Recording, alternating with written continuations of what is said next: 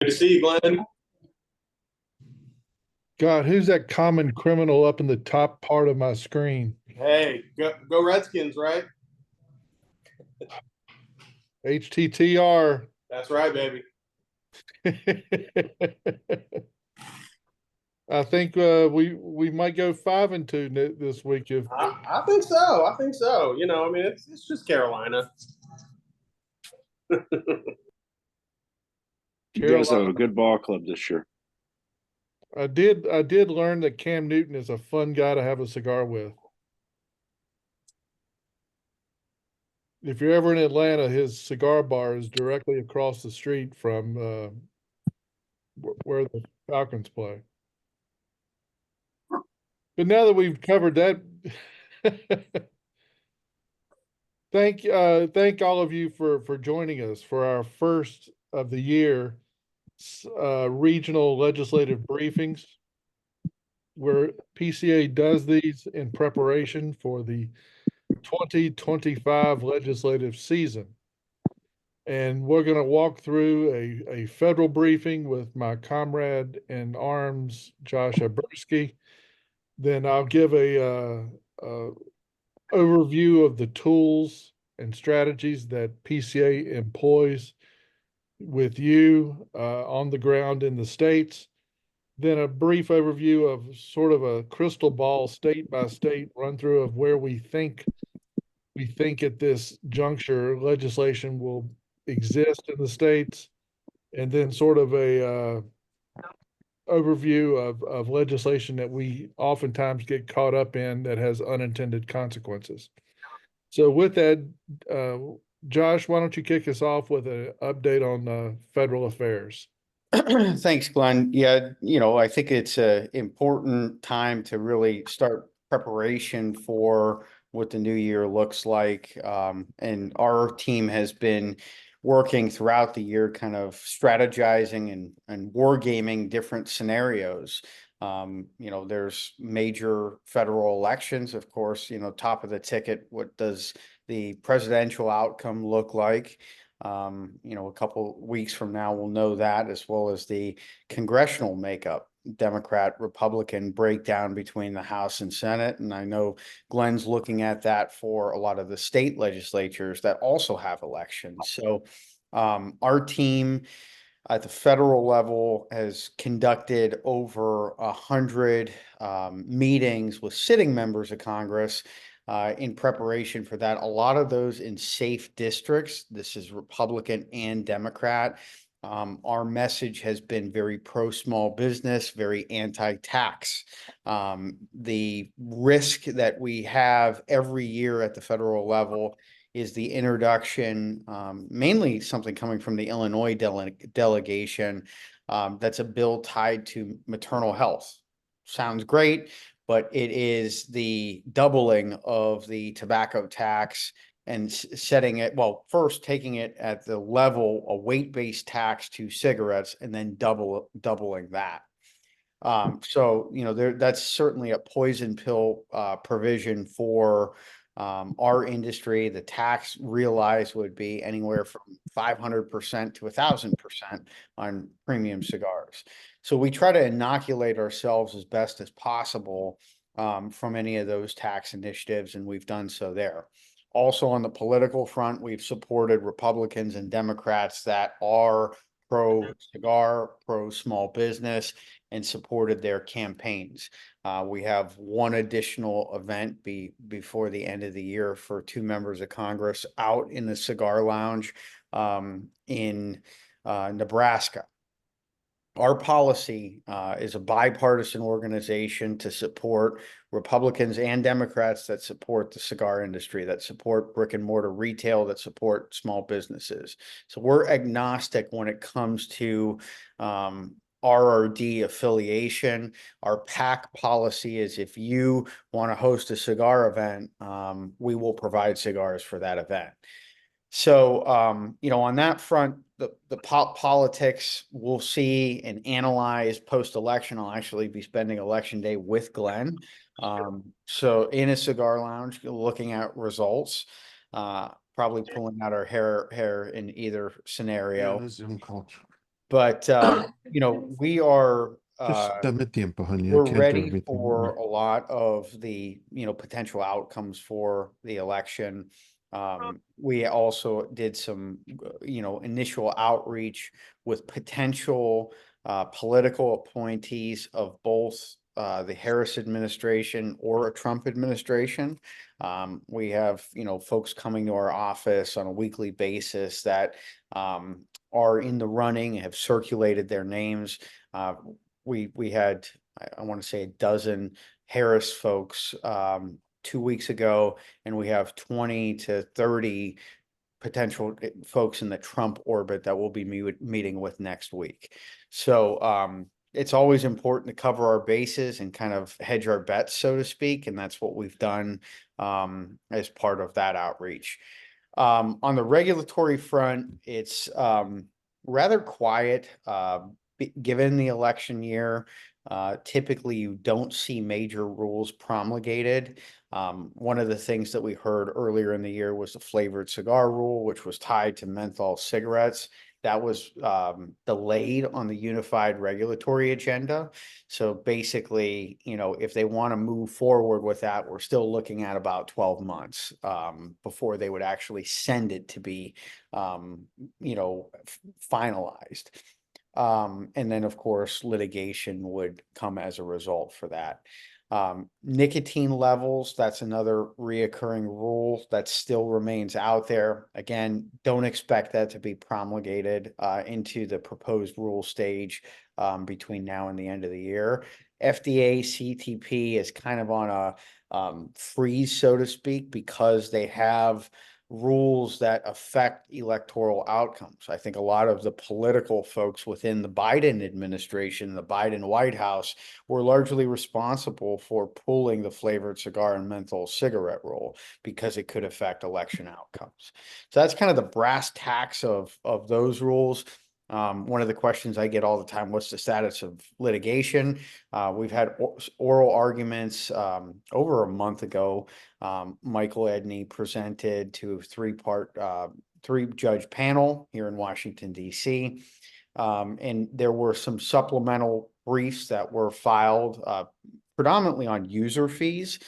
There's a question of past user fees and future user fees, as if the FDA no longer has authority, which is current predicament, over premium cigars that meet a specific definition, would the industry have to pay user fees? Would they get any of that money back from past user fees? And those are the big outstanding questions that, you know, are part of ultimately what the court may decide. You know, our lawyers are hopeful that we may get a decision late this year or early next year to provide some finality to that.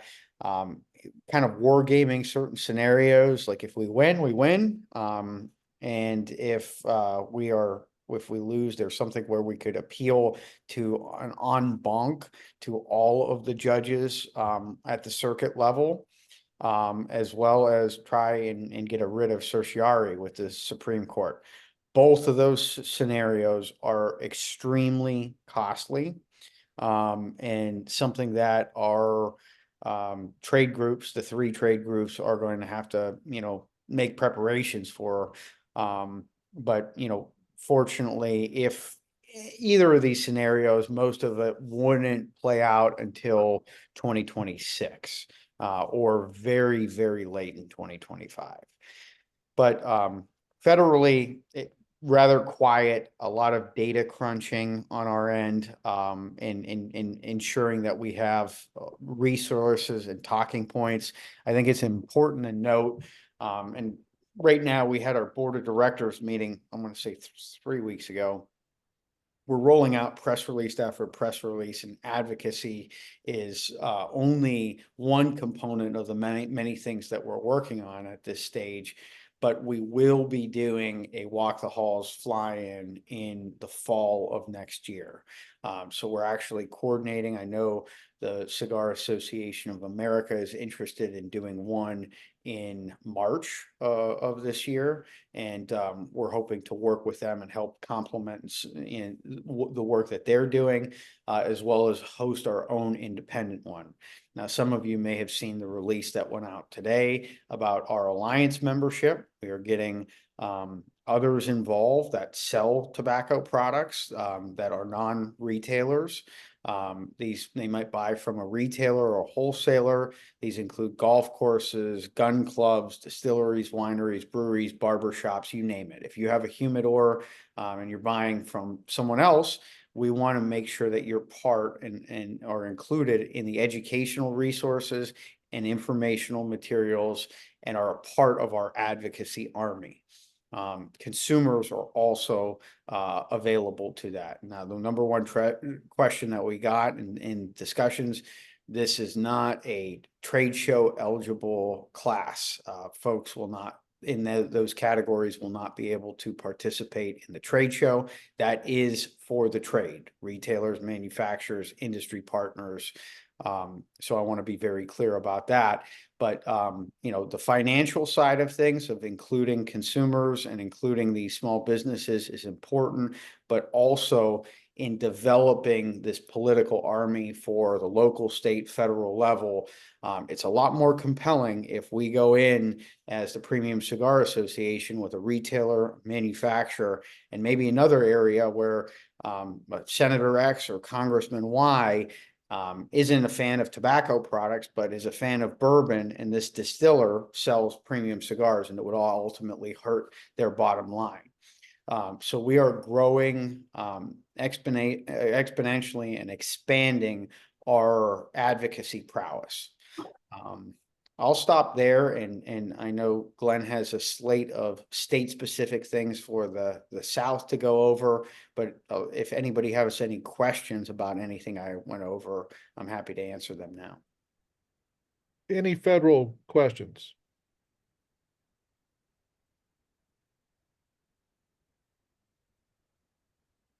But all is calm in Washington then. Until election day. Until election night, and that's when you're going to want to come farther south. I want to start out with the tools of the trade, if you will, of what PCA has got to help you in the states. The first is our legislative tracking system. We've got a system that monitors any and every bill in the country at the local, state, and federal level, but for this purposes, the state level, for every state in the country. This works on trigger words, if you will, not to get too much in the weeds, but any bill that's introduced that says smoke, nicotine, tobacco, cigar pops up into our system. And it usually ends up being several thousand bills per year that come across that system. Then Josh and I have to sift through those thousands of bills to determine which ones are important to the premium cigar and pipe tobacco market. I'll get into some of the complications of that in a bit, but to give you an idea, we'll sift through about 6,000 pieces of legislation on average. And this year, this past 23-24 fiscal year, 499 pieces of legislation ended up being relevant to cigars and pipe tobacco. Just to give you an idea of the odds are. At least one bill pertaining to tobacco that we had a concern with was in each and every state. No state was immune from something, if you will. So this tracking system works in real time. So if a bad bill pops up in Kentucky, for example, we will immediately arrange for a legislative alert to all the retailers in Kentucky that you can then share with all the consumers that you have in Kentucky or Florida or Texas or wherever you may be. So here's the important part. This is all done through cigaraction.org. Cigaraction.org. We hope and plead with you that you will post a link to cigaraction.org on your site. That way you can notify your customers anytime there's a bill of positive impact or negative impact on the industry. It's helping us build up our own database to notify consumers and the retailers themselves as to good and bad legislation that they should be concerned about one way or another. So blaze cigaraction.org into your mind, use it, refer to it, and if there's a bill in your state, we will notify you immediately. We'll put out an action alert. We have a precast set of form letters, if you will, and Cigar Action is linked not only to every state, not only to every retailer, but it's connected to every elected official in America. Every state legislator in every state in the union is linked to this system so that we can trigger our alerts to for example, I'll give you an example that comes into play that we'll talk about in just a second, but I know it's far from the South, but it can happen. And we'll talk about this in a second. But Massachusetts, for example, right now they're going through the battles of the generational smoking bans, where if you're born after X, I see Gabby nodding his head. If you're born after January the 10th, for example, 2007 is usually the year, you will never, ever, ever be able to buy a tobacco product. So you're turning 35 years old. You're turning 50 years old. And you go to a cigar shop and they're saying, I'm sorry you were born after January the 10th, 2007. We cannot sell you a cigar. That's what these ordinances would do. Well, our system is linked to anybody that fills out this petition. It's a precast message. It goes to every locally elected official and to every member of the state legislature in the Commonwealth of Massachusetts. We'll do the same thing for you in your given state. I share that story as a metaphor, but it's something we're actually doing to give you an idea of how the system works. So cigaraction.org is our legislative tracking system.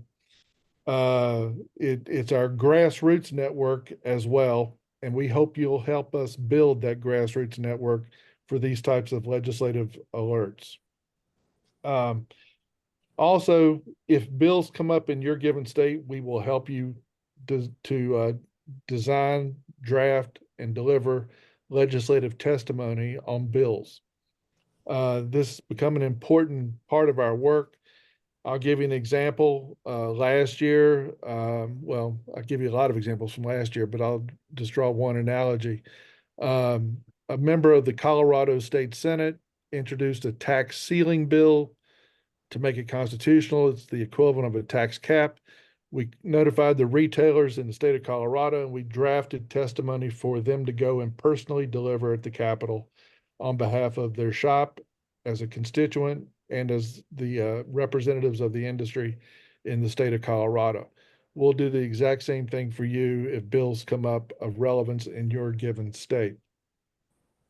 So that's the overview of Cigar Action, and we will also help with coalition building, communications with actual legislators, the testimony that you would deliver to various committees, and we also will work with you on orchestrating Capitol Hill days, where coalitions of retailers can get together on a given day and go door to door, office to office in your state capital if you've got issues of concern.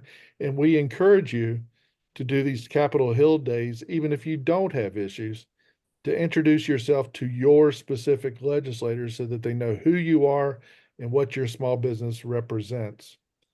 So are there any questions about Cigar Action, delivering of testimony, grassroots alerts, coalition building, or anything in that arena? How the system works.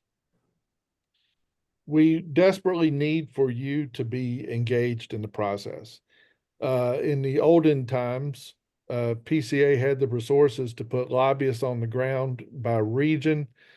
We don't do that now. We're on call for you to assist you. We'll dispatch ourselves to your capital on really serious issues. But we are really going through a process exactly like we're doing right now of educating you to be our boots on the ground, if you will. And frankly, we think it works better because you are actually constituents. They will listen to you because you employ people, you pay taxes, you're a part of the community fabric. It sounds much better coming from you than a hired gun like Josh or I in a capital, but we can help guide and motivate that process. I want to go through a collection of state issues now that we know of, sort of a crystal ball of where we think the legislative process is going in 2025. They're kind of a border state, but I'm throwing them out now, even though Maryland is technically in our northeastern region for briefings. I want to throw it out here because they're a border state with the South and they're going through an intriguing process. They've been wanting for years to have a cigar bar legislation that got rid of the inability to have new cigar bars in the state of Maryland. So they got a very, very friendly member of the Maryland State Senate to introduce a legislation, and that called for the development of a work group um, to analyze this issue backwards and forwards, excuse me, in hopes of having legislation in 2025 to allow for cigar bars. Right now, PCA has developed a strong track record in this arena. With last year, the state of Connecticut, for the first time in 20 years, issued its first license for a cigar bar. First time since the adoption of the Clean Indoor Air Act in the state of Connecticut, they allowed for the permitting of cigar bars. Likewise, the state of North Dakota did the exact same thing. So Maryland's going through a very specific due diligence process to do the same thing. Today, that subcommittee met for the second time, and it was Auntie's Day. It was the public health community day, if you will, at the Maryland legislature on this bill. And we've got a lot of things to retort in terms of the public health debate on the virtue of cigar bars, but they basically make it sound like if they pass this bill, they're going to pop up on every street corner like Starbucks. And we have to refute that type of dialogue. But I throw that out simply because they're a border state and it may be something that applies to the legislative agenda in your given state in the South. In Virginia, we anticipate some tax reform legislation, another run at a tax cap and or a tax reduction. There's a specific legislative subcommittee that's been set up to analyze tobacco taxation in the Commonwealth of Virginia. We think that that will result in some type of legislation in January. And the Cigar Association of Virginia is playing a very diligent role in fostering that dialogue on tax reform of the 20% OTP in the state. In North Carolina, there is chatter of having legislation that mirrors what happened in South Carolina last year, and that is a bill that would prohibit any local government authority over tobacco, prohibiting it in the context that the local governments could not enact any ordinance or law that is stronger than that of the state of North Carolina. That is identical to a piece of legislation that was passed and signed by the governor in the state of South Carolina last year. In Georgia, we're hoping to continue a planning effort for tax cap bill in Georgia. We're going to make another run at forming a Georgia association. So if anybody here, I see head nodding there. We desperately need to formalize the Georgia Association. We've got a collection of volunteers that are ready. We were kind of waiting for the election season to die down, but I'll be revisiting that with you over the course of the next 5 to 7 days. Working with our brethren at CAA, we want to come to Atlanta. We think we've got some potential bill sponsors. We were waiting to see if one of our brethren retailers was elected to the state legislature in the primaries, but that didn't happen. But I think we've got some allies in a cigar caucus in Georgia that will work with us on that. But we've got some issues there because we don't exactly have a friendly Speaker of the House who has consistently looked, I emphasize the word looked, at tobacco taxes to fund healthcare programs. And we may have some unfriendly committees, even in a rather conservative legislature. We've got to work on building some better and bigger allies in the legislature for a tax cap to have some promise. Florida, Jesus, what the hell is going on in Florida?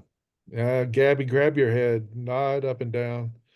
Um, as we've written stories about this and we've put out notices about it, Senator Gruden of Sarasota has promised a public smoking ban bill if the recreational cannabis bill, recreational cannabis referendum passes in November. It's a very tenuous moment in that regard. He still feels burned by the pipe and cigar exemption to the public park smoking ban that passed the legislature, again with exemptions for pipes and cigars. He is no ally of ours. He's a Republican from Sarasota. Um, I've already heard mountains of stories about the senator. I've called his office. I have logged our opposition to anything that smacks of a public property smoking ban bill. I mean, we're talking sidewalks. We're talking about outside patios of cigar shops or other businesses that would welcome us, like a steakhouse that allows cigars on the patio or something of that nature. Who knows what direction this bill is going to go? It has not been drafted yet, but he has publicly promised such legislation. So we've got a clarion call out for volunteers. Tina, I see you up there. Thank you for volunteering. We've had 32 responses from folks in Florida willing to help with a new state association that will be forming shortly. Um, uh, Frank Herrera was the only lawyer to volunteer, so I'm going to try to sweet talk him into providing the services on incorporation of the association. It can be manufacturers as well as our retail partners, and I've gotten several manufacturers to volunteer to play an organizational role on that as well. So for the first time in some time, we may have a serious piece of legislation to keep a lookout for in the state of Florida. I think everything will be quiet in Mississippi, Alabama, Arkansas, Texas, Louisiana, and West Virginia. Kentucky, we got to keep our eye out on local authority legislation, which has been introduced historically in the Commonwealth of Kentucky that would provide enhanced local authority over tobacco regulation in Kentucky. That bill has not advanced in the past, but because it has been consistently introduced, we have to keep an eye out on it. And in Tennessee is the only place in the South. I spoke earlier about generational smoking bans. Tennessee is the only state in the South that has introduced a similar bill. It was linked to a tax bill. It died, but the very fact that it was introduced is of concern. And every now and then, Tennessee flirts with local authority legislation as well. So we just got to, it's an ultra conservative legislature, but every now and then you've got somebody going after us in one form or another. And again, it's just the very fact that such a bill as a generational ban was introduced in a place like Tennessee gives you an idea of how bad ideas spread. Let's keep in mind, the generational smoking ban proposition originally was born in New Zealand. Then it spreads to Australia for debate. Then it spreads to England for serious debate, where it's embraced by both the liberal and conservative parties. And it just demonstrates how bad ideas spread. Then it latches on like wildfire in Massachusetts, where it wasn't just one community, not just two communities, but they have targeted 50 local governments for this type of an ordinance. So again, just the very fact that it was introduced in Tennessee just highlights to you why we have to be diligent in paying attention to these types of issues. Right now, I want to move on to the types of legislation that can cause problems for us that is not directly associated with us. All too well, when I spoke to the PCA board about this a few weeks ago, it highlighted to us how the debate has changed over the last 15 years. And some of us can talk about in the context of what's happened over the last 15 years. But in the beginning in the dark times, it was all about smoke and tobacco. And we were a part of the smoking ban movement. Not a part of it, but we were victims of it. But it began as an effort to attack smoke as smoke and tobacco because it was all tobacco. Now the vernacular has changed to where everything is under the umbrella of nicotine. And that's because of the exponential growth in the alternative nicotine market. So we have to keep a diligent to protect this. We have to keep a diligent eye out on every single piece of legislation that pertains to e-cigarettes and vape. And even though the vast majority of cigar shops that we deal with don't sell those products, and granted, some of them do, no problem, but some of them do. But they should be regulated differently. They should be taxed differently. They should be addressed differently when in the context of smoking bans and those types of bills and ordinances. So we have to keep a diligent eye out on vape and e-cigarettes because of the unintended consequences for any attack on nicotine as a whole. Likewise, we have to fear the alternative impact of flavor bans. Flavor bans were in approximately a dozen states last year, and none of them passed. In fact, it's been an interesting phenomenon that the one that made it the farthest was in the state of Vermont and ended up being vetoed by the governor. And he vetoed it in the spirit of it was just too big of an encroachment on personal choice. But I anticipate that flavored tobacco bans will be introduced in another dozen states in 2025. We have to make sure that premium cigars are not pulled into it. We have to make sure that pipe tobacco is not pulled into it, as is often the case when the bills are written intentionally, and you know that the target is vape and e-cigarettes. But again, we get pulled into that scenario. So we have to keep an eye out on the flavor ban front. We work with our brethren at CAA on that type of legislation. We have to be mindful, and I've got an example right over here beside me of a new ordinance that was introduced in Kansas City, Missouri, that our Midwestern section will talk about. That it is such a comprehensive flavor ban that it does get into the subject of flavored descriptors. And we all know how that works. Gabby cigars have notes of honey and cinnamon, but we know there's no honey and cinnamon in it, but there's notes. Well, what the hell does that mean?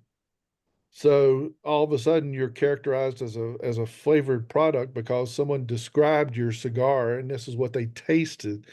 You know, you works all the time like with wine, notes of honey and cinnamon liqueur, but we know that those products are not in the wine, but it's little hints of it, blah blah blah, and all of a sudden you're a flavored tobacco product and you've got to defend yourself.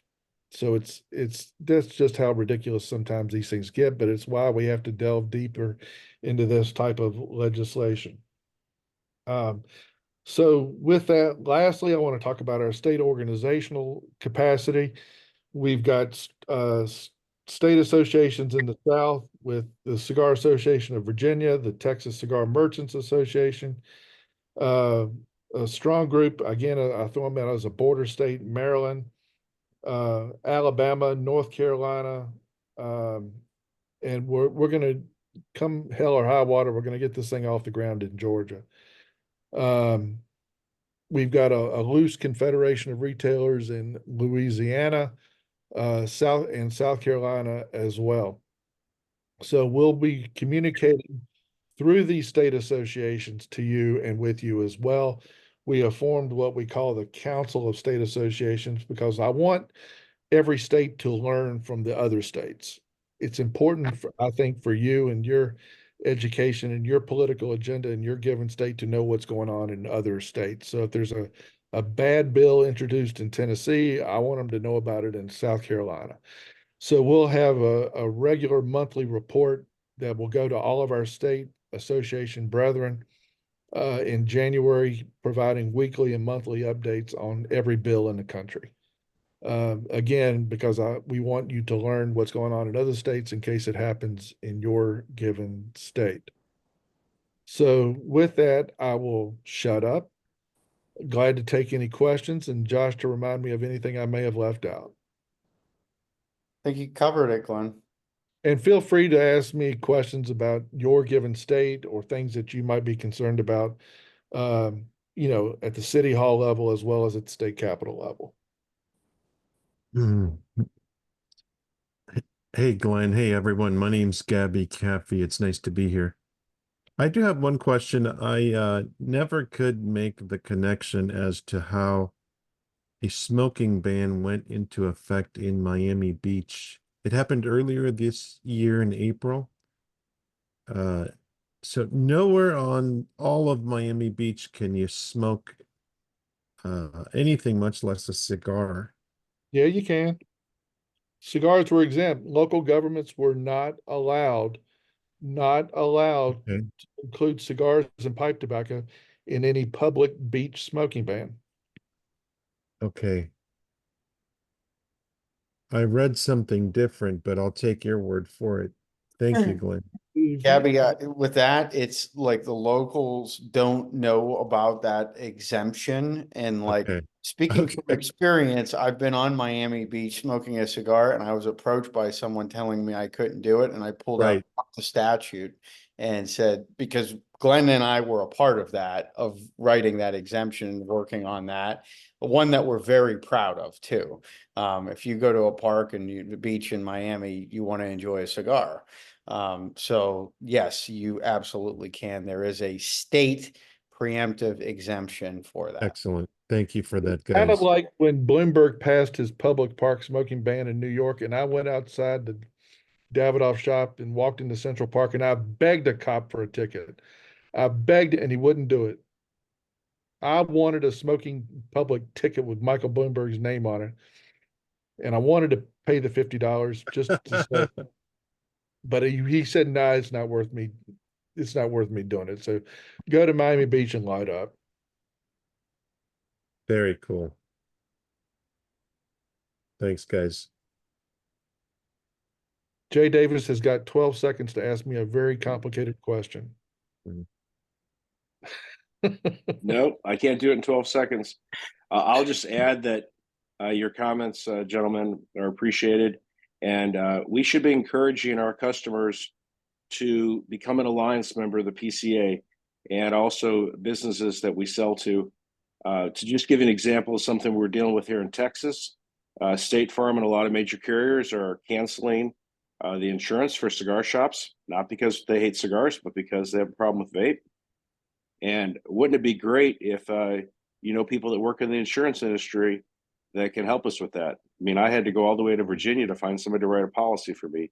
So those are examples of where we can get our consumers, and our consumers generally have a louder voice than we do, and they usually have more money than we do. And I would encourage you to really delve into this alliance program. And Josh has a whole bunch of information coming on this, and there's going to be a lot of benefits that come with that. But I know one argument I'm continuing to hear today is, well, I get 2 cigars when I join CRA. Hey, join CRA, but become an alliance member of the PCA. And primarily, it's not about what the organization, I'm going to sound John F. Kennedy, it's not about what the organization can do for you. What can you do for the industry and for your right to smoke a cigar in a brick and mortar? Because there are places, even in this country, where you cannot enjoy a premium cigar in a brick and mortar, and we don't want that to spread.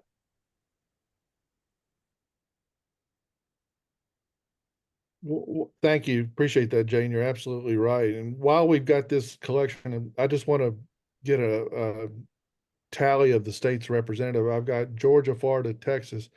Where's everybody else from so that we just know who we're talking to? I'm from Louisiana. I'm here in Tennessee. And you heard my comments about the Tennessee. The generational smoking ban?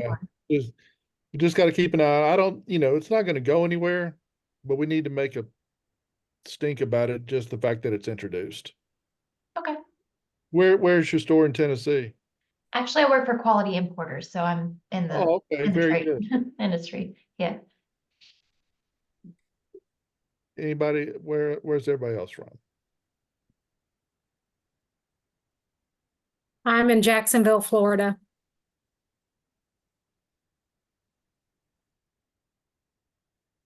I'm in Virginia with Emerson's. Atlanta. Cool. I'm from We- Atlanta. Terrific. I'm in Miami, guys. I think you know that. We got a lot of people on here. Furman Perez is also from South Florida. Furman. Charlotte, North Carolina, guys. Quinton. Yes. Dr. Caffey, how are you, sir? How are you, my friend? Good to see you. Good to see you. Sorry Thanks. for my tardiness. It's all right. And Gary in Louisiana, where's your shop? In Karen Crow, just north of Lafayette. We need to get firm up the Louisiana Association, but I'll follow up with it. Forgive me, Gary, what's your last name? Cruise. Cruice. I'll follow up with you about that. All right. Yeah, that was a question I had because I knew that one time they had a lobbyist and things have kind of, I'm not sure what's going on. So, We'll connect the dots on that, and depending on what happens in November, if the speaker is still the speaker and the majority leader is still the majority leader, then we want to get a delegation from the Louisiana shops to Washington to meet with the. right. And our governor, who used to be the attorney general, is a cigar smoker. You know, I think I heard a rumor to that effect. That's good to know, though. Yeah. And I believe that he may be coming to the show as well. Oh, that's where I heard it because, yeah, that's right. We got asked to do a favor about that. Okay. We'll fill you in later. All right. Well, this is a wonderful cross section of the South. So we appreciate you taking the time to listen to Josh and I and hopefully walk away with it. And we'll have a firm game plan going into January for every state. Josh, did we leave anything out or anything else we should cover?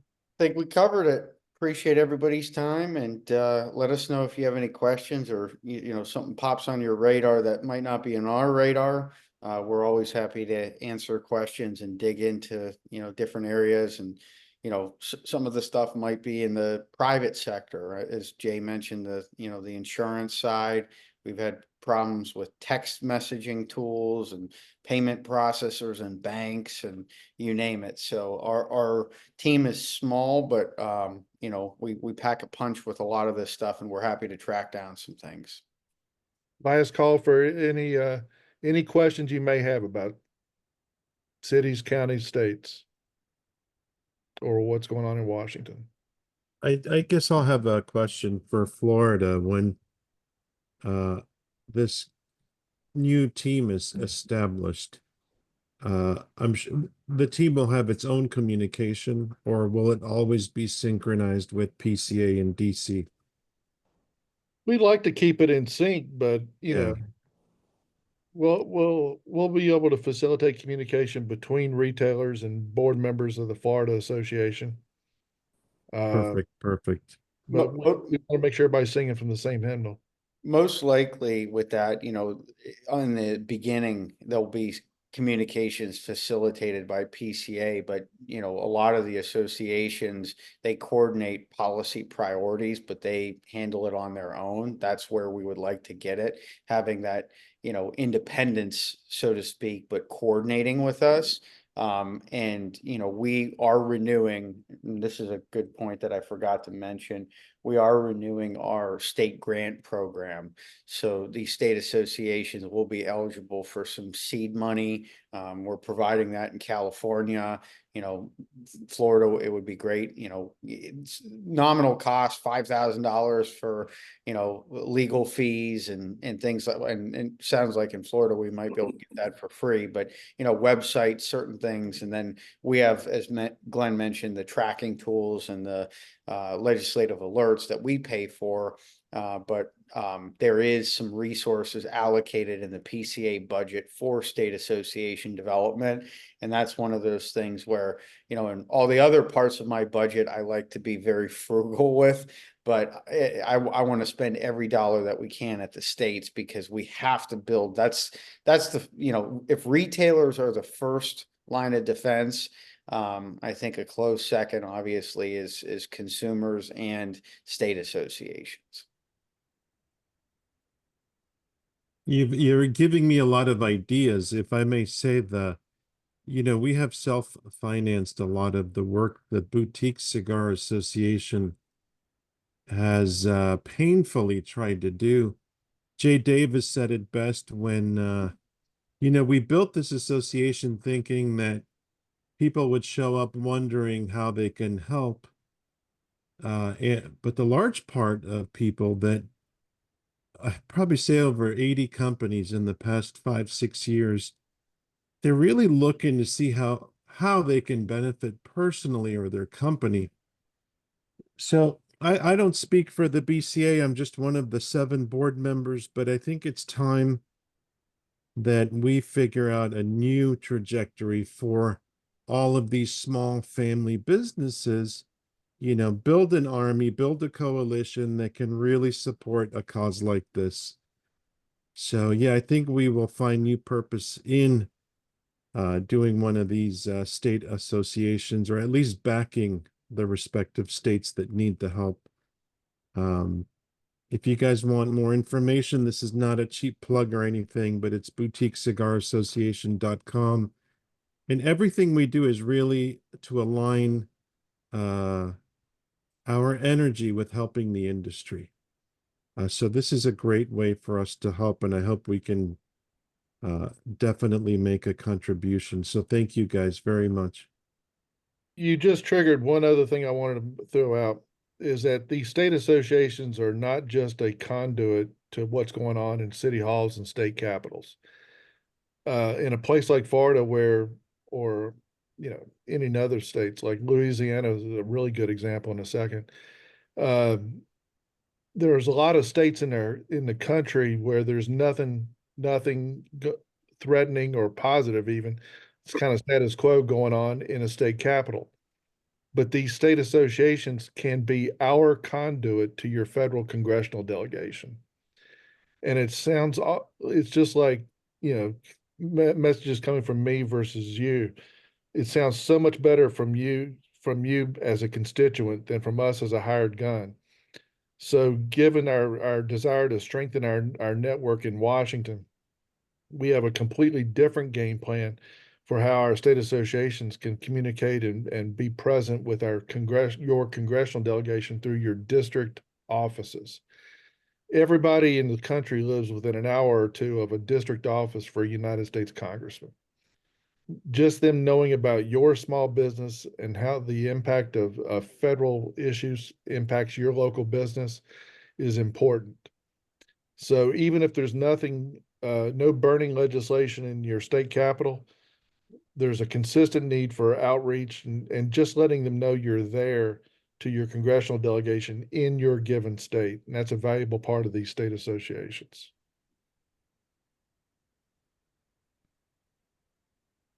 Good stuff. Well, everybody, thanks for Yeah. participating, and we will be in touch shortly. Have a great rest of your evening. Thank you guys. Thank y'all.